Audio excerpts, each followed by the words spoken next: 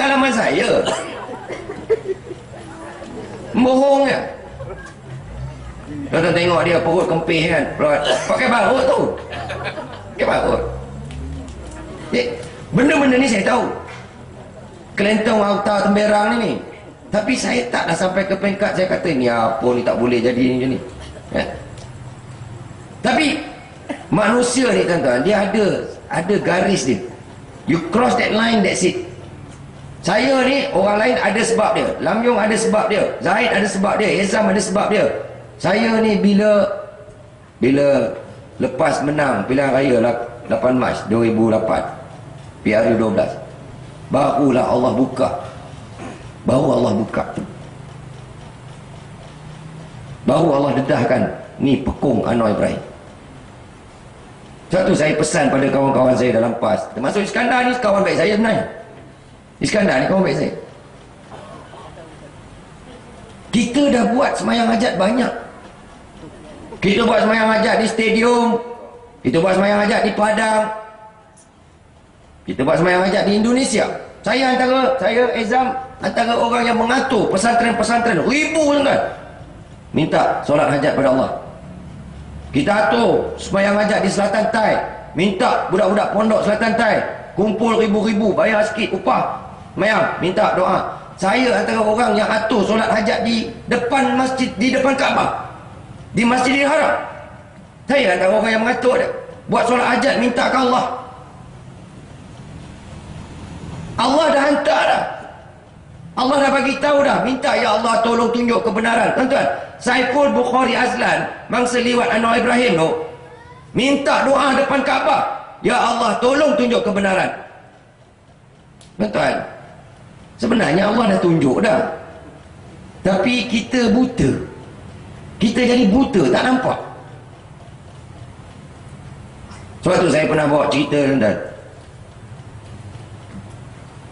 Bagaimana satu orang ni dia kuat sembahyang, apa-apa hal tak minta.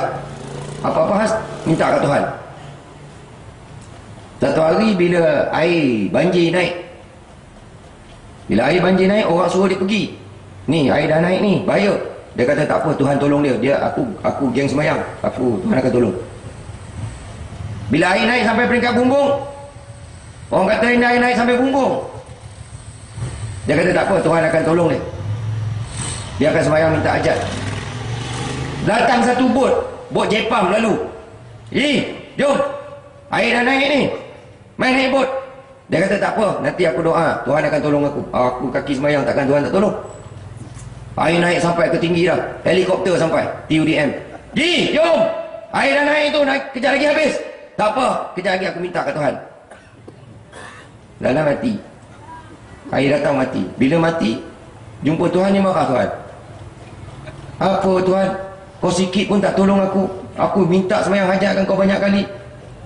Apa pasal pula aku tak tolong kau? Memang kau tak tolong aku mati ni. Aku hantar bot, aku hantar helikopter, kau pun tak tahu. Kau nak apa lagi? Tuhan dah hantar Saiful Bukhari, Tuhan hantar video, Tuhan hantar macam-macam. Tak mau tengok. Kau nak tunggu apa lagi? Itulah isyarat-isyarat yang Allah hantar. Saya bila saya bergaduh dengan Anwar pasal isu kalimah Allah, yang tu saya tak boleh terima. Tuan-tuan, lepas saja menang pilihan raya, tuan-tuan ingat masa tu kita sibuk nak bercakap pasal 16 September. 16 September masa tu kita nak dapat sokongan daripada Kristian Sabah Sarawak. Masa tu isu kalimah Allah timbul. Bila isu kalimah Allah timbul, Anwar ni, ini haiwan politik namanya. Ni haiwan politik. Ni Aziz Hadi Awang ni semua haiwan politik. Dia tengok dari segi politik. Sebab tu saya tak terkejut bila Tuan Brian Tuan Man kata tangguhkan haji dulu, penting undi ni. Sebab haiwan politik, dia mempertuhankan politik. Bila Anwar tengok tu, dia nampak peluang dia nak dapat sokongan Kristian Sabah Sarawak, terutama ahli parlimen Kristian BN Sabah Sarawak. Dia kata Kristian boleh pakai kalimah Allah. Saya lawan. Saya kata mana boleh you benarkan Kristian guna kalimah Allah. Dalam mesyuarat saya lawan dia. Dia marah saya. Bloody fool lah, apa semua macam-macam dia maki. Dipanggil saya masuk dalam bilik. Saya kata, apa pasal you bagi Kristian pakai kalimah Allah? Awak you ni barang sangat. Oh, dia marah saya. Awak you ni bodoh sangat, tak reti politik. Kita bagi Kristian ambil dulu, tak apa. Nanti dia sokong kita, kita menang dapat Putrajaya, kita ambil balik. Oh, saya kata, ingat bapak kau punya. Macam kalimah Allah bapak dia punya. Saya tak setuju. Saya tak setuju, tuan-tuan. Sampai saya hentam dia orang dalam parlimen, bukan kedai kopi. Kebetulan isu kalimah Allah bangkit dalam parlimen. Saya bangkit. Saya kritik Anwar Ibrahim, saya kritik mereka yang lain dalam parlimen. Anwar Ibrahim tengok belakang. Hai, mangkuk ni. Ini ahli parlimen PKR, tapi hentam dia. Pasal saya ada batasan antara akidah dengan politik. Bila tiba akidah dan politik, kita tidak boleh dulukan politik. Akidah mesti dulu. Dia hentam saya. Saya buat report polis. Saya buat report polis. Akhirnya tuan-tuan dengar. Saya dipecat. Saya dipecat. Saya dipecat kerana mempertahankan kalimah Allah. Bila saya dipecat, saya tanya kawan-kawan, terutama dalam PAS, dan sahabat saya Iskandar, saya tanya dia, saya nak tanya dia satu soalan. Dia orang PAS, konon nak perjuangkan Islam, atas alasan apa kamu nak bagi kalimah Allah Kristian pakai? Atas alasan apa? Tuan-tuan akan dengar, tuan-tuan ni sampai 2-3 hari lepas bangkit lagi isu ni. Saya tanya kenapa benarkan Kristian pakai kalimah Allah. Tuan-tuan akan dengar jawapan, termasuk ustaz-ustaz PAS ni kat surau masjid dalam khutbah. Dia kata apa antara alasan dia bagi? Dia kata sebab Kristian ke Arab pun dah pakai. Kristian Arab pakai. Saya nak jelaskan isu ni panjang sikit, tuan-tuan, supaya tuan-tuan faham. Supaya tuan-tuan faham, ini bukan isu politik lagi dah, tuan-tuan. Ini isu akidah. Saya kata Arab, orang Arab, Kristian ke siapa pun, memanglah bagi dia perkataan Tuhan tu Allah ada. Alif lam lam ha tu lah. Dalam bahasa Inggeris panggil God, dalam bahasa Melayu panggil Tuhan, dalam bahasa Arab alif lam lam ha lah Allah. Orang Arab dia faham macam tu. Bagi orang Arab, bila sebut kalimah Allah, orang Arab yang bukan Islam, bila dia pakai kalimah Allah, dia faham itu ganti nama perkataan God. Dia faham gitu. Tapi bila orang Islam Arab sebut juga kalimah yang sama, Allah, tapi dia faham tu nama khas, nama Allah yang satu. Dia faham gitu, tu bahasa dia. Ini kita panggil uruf al-balad. Apa yang orang kat situ faham. Tak semestinya orang kat situ faham macam dia, kita guna perkataan yang sama, tak boleh. Sebab apa, tuan-tuan? Kita bahasa kita orang Melayu, kita ada beza antara nama am dengan nama khas, walaupun bunyi sama. Contoh, kalau orang Amerika hantar kat kita surat, we are sending to you bush planting technology. Kami nak hantar kepada kamu teknologi penanaman bush. Bush tu, kita tahu apa? Kita tahu itu nama am bagi semak. Semak, bush. Pasal apa? Pasal B kecil. Tapi kalau dihantar kat kita surat, we are sending to you Presiden George Bush. Bush juga. Tapi kita orang Melayu tahu itu nama orang, nama khas. Pasal B besar, bunyi sama. Kalau dihantar kat kita, we are sending to you Presiden George Bush, B itu kecil, kita kata apa? Ni George semak mana pula ni? Tapi sebab hanya kerana B besar, kita dah tahu tu nama khas. Orang Arab, tuan-tuan, dia tak ada alif kecil, dia tak ada alif besar. Bila Kristian sebut Allah, dia faham tu alif kecil. Bila Islam sebut Allah, dia faham tu alif besar. Tapi tak ada alif kecil, tak ada alif besar. Sebab bahasa Arab memang macam tu. Tapi dia faham sebab tu bahasa dia. Tak semestinya orang Arab Kristian boleh pakai, Kristian sini boleh pakai. Sebab bahasa masing-masing faham walaupun bunyi sama. Tuan-tuan, siapa kita yang biasa pergi Mekah, turun je lapangan terbang Jeddah dengan bag-bag tu, pakai baju Tarzan kita tu, kan? Baju Hercules kita, tuala 2 keping. Pak Arab dah tahu kita nak pergi Mekah, nak buat umrah. Apa Pak Arab tu cakap? Kalau airport je, apa dia cakap? Hei, haram. Cilaka punya Arab. Haram dia kata kat aku. Pasal kita orang Melayu faham lain. Dia faham kau nak pergi Masjidil Haram ke? Ya. Tuan-tuan dah habis umrah. Pakai pakai jubah baru, bawanya kapet, tariknya air Zam-Zam 2 tong. Pak Arab dah tahu kita dah habis umrah nak balik. Dia nampak je kita ni kata apa? Hai saya, haram jadah. Cilaka punya Arab. Aku baru cium ajar raswat, kau panggil haram jadah ke aku? Badiul bana. Pasal apa? Pasal kita faham itu maki. Yang Pak Arab taksi ni faham, aku punya taksi daripada Masjidil Haram pergi Jeddah. Haram jadah. Betul. Huruf al-balad kita faham lain, dia faham lain. Walaupun bunyi sama. Tuan-tuan, kalau ada orang Indonesia datang kat tuan-tuan, orang Indonesia, bapak-bapak, ibu-ibu, saya mau bilang Bapak Anwar Ibrahim membutuhkan Khalid Samad. Tuan-tuan, pom sebiji kita bagi dia, cilaka kau. Apa kau cakap? Waduh, Pak sakit. Kau cambuk saya. Apa kau cakap tadi? Ya saya kata Bapak Anwar Ibrahim membutuhkan Azmin. Pom sebiji lagi. Pasal apa bapak cambuk saya, Pak? Pasal apa? Pasal huruf al-balad. Orang Melayu faham lain. Kita faham tu mencarut. Indonesia dia tak faham macam tu. Tuan-tuan pergi lapangan terbang atas Soekarno tengok. Turun lapangan terbang, lepas immigration, lepas custom, bawa beg. Besar dia tulis. Apa dia tulis tu? Siapa butuhkan troli di sini? Baca dia. Besar dia tulis siapa butuhkan. Jangan tuan-tuan buka zip. Boleh kat sini. Kalau Anwar Ibrahim, boleh je. Mari, jom. Buka zip, dia balung troli. Gojang. Polis Indonesia. Apa kau buat tu? Apa kau bikin tu? Ya Pak, sini kan nampak di Malaysia China Doll sudah, pungkoknya sudah, troli belum Pak. Saya belum pernah rasa troli. Sini boleh Pak. Boleh kepada bapak. Enggak boleh dah. Kalau Anwar Ibrahim tuan-tuan dibuka sini balon troli tu. Pasal boleh butuhkan troli di sini. Dia fahamnya siapa perlukan troli di sini. Bukan dia suruh buka si balon troli tu.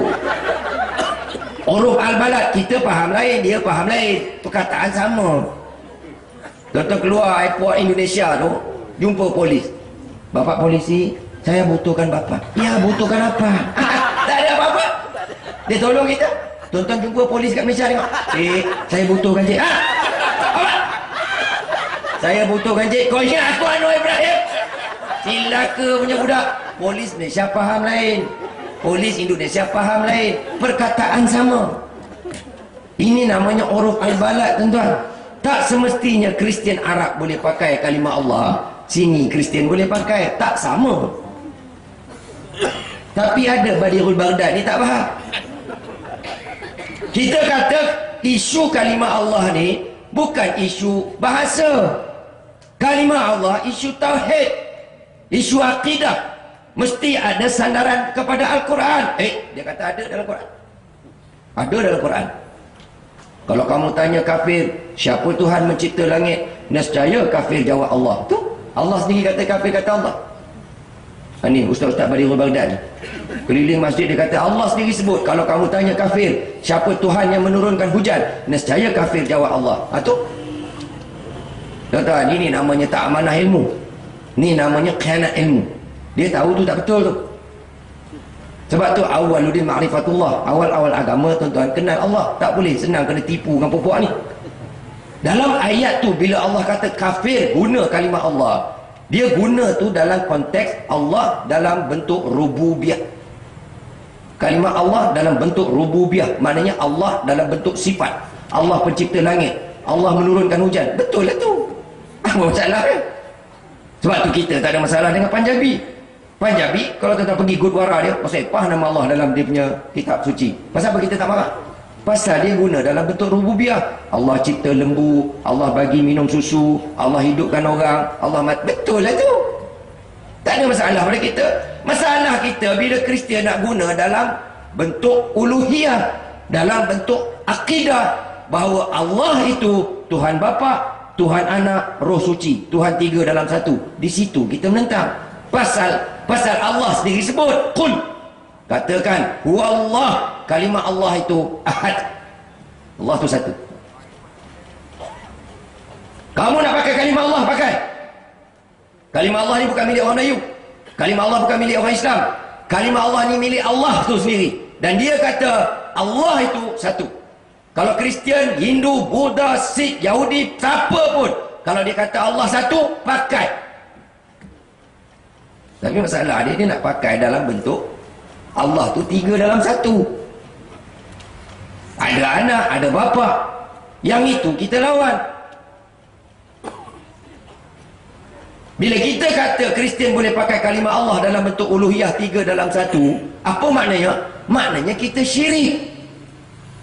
Bukan saya cakap, Datuk Dr. Harundin sendiri, Timbalan Mursyidul Am, PAS, Mursyidul Am Iskandar ni,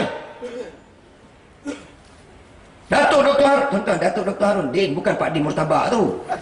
Datuk Dr. Harundin, dia keluarkan fatwa, siapa yang setuju Kristian pakai kalimah Allah ini, maka syiriklah dia. Tuan-tuan, syirik ni dosa yang Allah tak ampun. Engkau taubat nasuha macam mana pun, kau menangis dengan air mata berdarah pun, kau tenyeh kepala kau dekat sujud tu, dekat sejadah tu sampai lebam pun, Allah tak terima. Sebab syirik dosa Allah tak terima, Allah tak ampunkan. Kenapa? Kita kena syahadah balik. Tuan-tuan buat syirik, tuan-tuan kena syahadah balik, kena masuk Islam balik. Buat saja syirik, asyhadu an la ilaha illallah. Sebab tu Nabi pesan, perbaharuilah akidah kamu dengan menyebut la ilaha illallah. Kalimah thayyibah, kalimah thayyibah. Takut-takut kita terbuat, kita tak tahu. Sebab apa tuan-tuan? Bila kita buat syirik, batal akidah kita, rosak. Maknanya apa? Maknanya semua amalan kita sebelum tu kosong. Itu makna syirik. Tuan-tuan umur 60 tahun, 40 tahun dah beribadah, semayang, puasa, zakat, haji, umrah, segala, puasa sunat, semayang sunat, baca Quran, tuan-tuan buat selama 40 tahun hidup. Malam ni tuan-tuan buat syirik, malam ni tuan-tuan kata Kristian boleh pakai kalimah Allah, semua tu kosong. Dia jadi kosong. Macam tuan-tuan puasa daripada pukul 5.30 pagi, buka 7.30 petang, masuk je waktu berpuasa 5.30 pagi, tuan-tuan tak makan, tak minum. Lepas tu tuan-tuan isi pula puasa tu dengan mengaji Quran, baca, tadarus, zikir dan lain-lain, sampai pukul 7.30. Belum masuk 7.30, 7.29 tuan-tuan buka puasa, ambil air minum. Tapi air tak ada sini. Betul minum. Sebab nak cari trik nak minum. Buka puasa 7.30, 7.29 tuan-tuan minum. Ini macam Lam dia punya trik mau minum. Buka puasa 7.30, 7.29 tuan-tuan minum.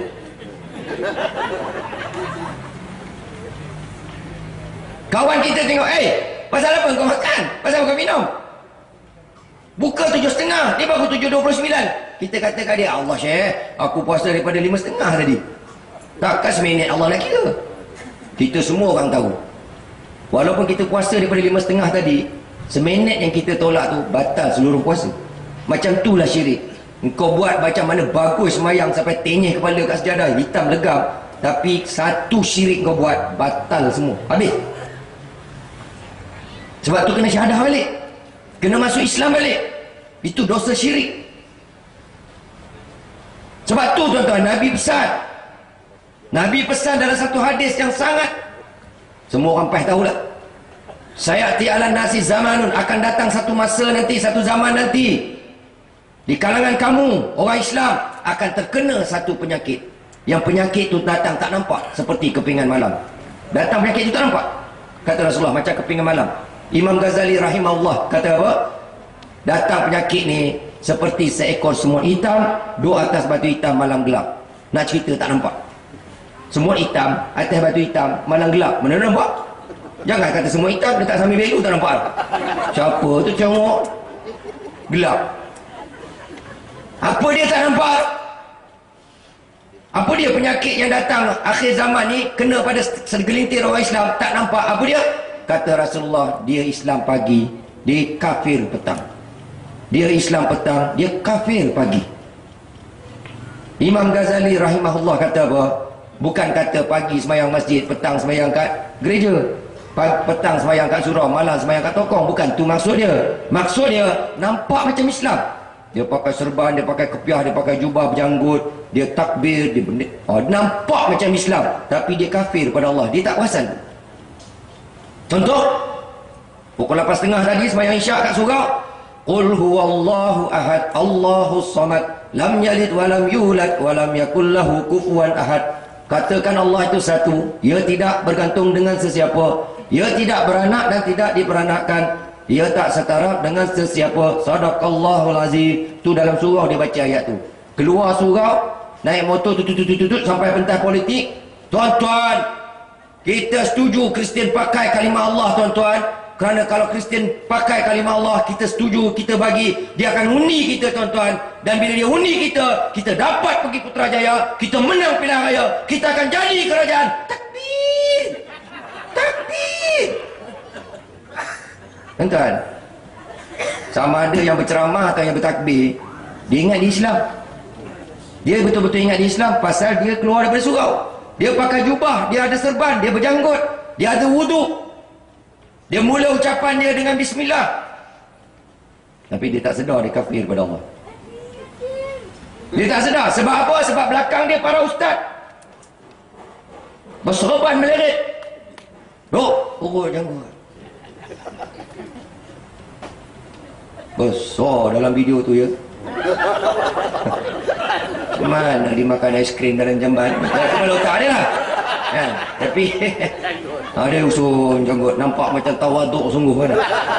Dalam kepala aku tak pernah rasa aiskrim dalam jamban. Macam mana kawan aku bagi kaunseling bini orang 3 pagi ni ya. Dia tu lah kepala dia, tapi tak keluar. Keliling dia bendera hijau. Depan dia semua pakai kepiak. Bila dia bercakap macam tu punya semangat, mereka takbir. Jadi dia ingat dia Islam. Dia tak sedar dia sedang syirik kepada Allah. Dia tak sedar sikit pun. Tan Sri Harusani Zakaria, tuan-tuan, mantan mufti negeri Perak. Saya bersama mufti negeri Perak 45 tahun kenal Anwar Ibrahim. Kawan baik. Dia kata apa? Ni masalah dengan Anwar, selama ni kita tak tahu dia. Tan Sri Harusani lagi keras fatwa dia. Siapa yang benarkan Kristian pakai kalimah Allah, maka murtadlah ia keluar dari Islam. Habis terus. Tuan-tuan, semua orang pas tahu. Mati-mati kullu nafsin za'iqatul maut. Semua orang akan mati. Mati-mati saja seorang anak Adam. Masuk saja kubur. Soalan pertama, apa dia? Malaikat tak tanya, Assalamualaikum Syekh, ente Fathul Mekah, ente Fathul Putrajaya, engkau berjaya pergi Putrajaya. Ente majoriti berapa Syekh di Cempaka? Malaikat tak peduli itu semua. Malaikat tanya soalan yang kita semua dah tahu. Ma Rabbuka, siapa Tuhan kamu? Jawapan pun dah bocor 1400 tahun dah. Jawapan dia apa? Alif lam lam ha, Allah. Macam mana mereka ni nak jawab, tuan-tuan? Kalau dia jawab Allah, malaikat akan tanya balik, ni Allah mana satu? Pasal apa tanya soalan tu? Tengok buku tak ada pun soalan macam ni. Pasal dekat dunia dulu kau kata Allah Islam ada, Allah Kristian ada. Allah Islam satu, Allah Kristian 3 dalam 1. Yang mana satu? Tuan-tuan, kat situ pun tak lepas. Soalan pertama pun dah tak lepas. Macam mana kata, walaupun dia bawa, saya ada borang masuk syurga. Ni Aziz Sain ya. Ni Aziz tak ni Aziz. Ni Aziz tengah kena tanya sebelah. Tuan-tuan, ni soal akidah, tuan-tuan. Saya boleh cakap main-main, tapi soal dia soal akidah. Kita nak selamatkan akidah. Macam mana mereka nak jawab? Kita nak tolong dia. Macam mana kamu nak jawab besok dalam kubur? Ini bukan soal politik, ini bukan soal nak pergi Putrajaya, ini bukan soal nak menang pilihan raya, ini bukan soal nak jadi kerajaan, ini soal kamu selamat tak selamat dalam kubur. Itu soal dia. Kalau kalimah Allah pun kamu dah jual, nak selamat macam mana dalam kubur? Sebab tu tuan-tuan saya lawan Anwar Ibrahim. Pasal pada saya dia sesat dan menyesatkan orang. Engkau sesat tu satu hal, tapi engkau menyesatkan orang. Berapa ramai? Iskandar bukan tak tahu benda tu tak betul. Dia tahu. Dia belajar. Tapi kata summum bukmum umyum fahum. Allah dah hantar bot, Allah dah hantar helikopter. Allah tunjuk, ni Anwar Ibrahim, kalimahku pun dia jual. Dah. Aku duduk parti Islam, aku punya tok guru ada borang masuk surga, garanti aku masuk. Dia tutup mata dia, tutup hati dia. Jadi kaum pekak, bisu dan buta. Pasal apa? Pasal Nabi cakap sendiri. Sahabat tanya, ya Rasulullah, ada orang Islam akan jadi macam tu? Dia pagi Islam, kafir petang, Islam petang, kafir pagi. Ada orang Islam yang nampak macam Islam, pakai serban, jubah, janggut, takbir sana sini. Ada antara mereka yang sebenarnya kafir pada Allah? Ada? Ya, ada. Kenapa ya Rasulullah mereka jadi macam tu? Nabi jawab clear, cukup clear.